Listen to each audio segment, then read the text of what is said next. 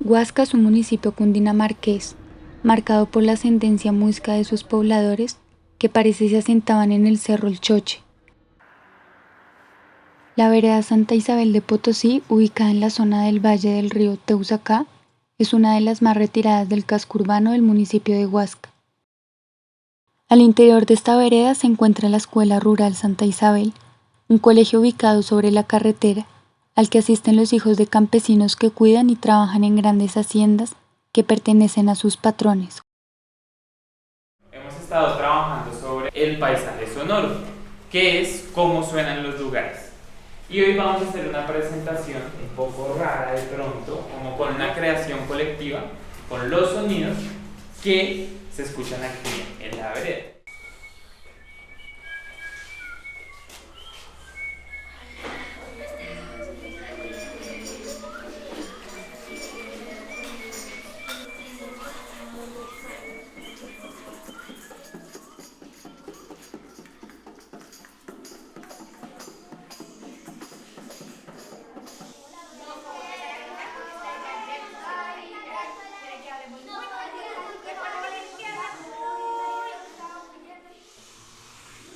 A lo largo de los meses de agosto, septiembre y octubre, se realizaron una serie de talleres enfocados en el paisaje sonoro en una escuela rural del municipio de Huasca, Cundinamarca, en el marco del proyecto Los Sonidos de mi Tierra, organizado por Ganemos Más.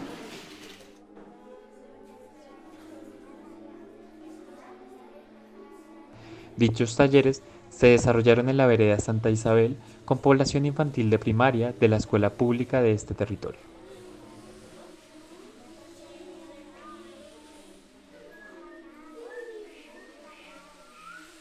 Uno de los objetivos del proyecto fue sensibilizar a la población participante sobre su contexto sonoro y sobre cómo ésta es parte fundamental, activa y positiva del paisaje sonoro de los territorios en los que convive de manera cotidiana.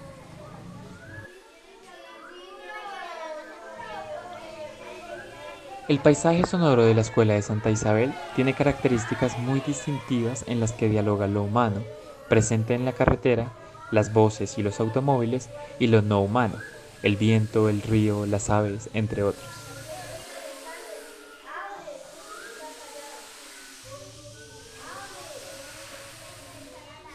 ¿No son acaso estas poblaciones y sus territorios fuentes inagotables de sonido y, asimismo, de música?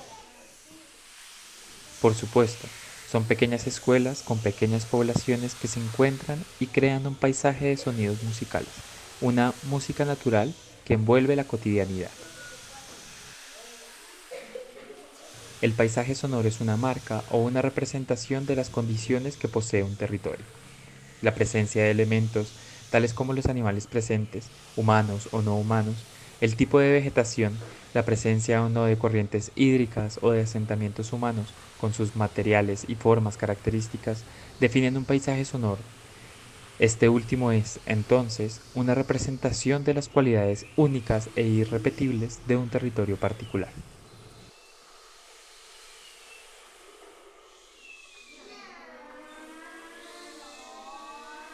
Durante el desarrollo de las actividades hubo varios factores de crecimiento personal que se fortalecieron y que se convirtieron en el centro de las mismas. En cierta medida, las prácticas y temáticas musicales abordadas fueron una excusa para el fortalecimiento de valores tales como la autonomía, la conciliación y el compromiso.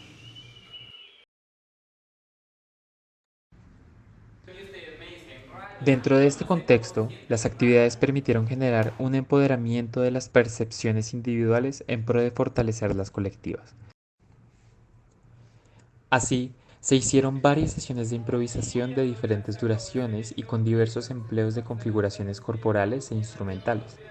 Se acordó colectivamente cómo se iba a imitar cada sonido, dando suficiente libertad para que cada persona se apropiara de estos. Finalmente, cada persona tuvo la oportunidad de decidir si quería participar como director o directora, siempre priorizando la libertad y la comodidad de la población participante.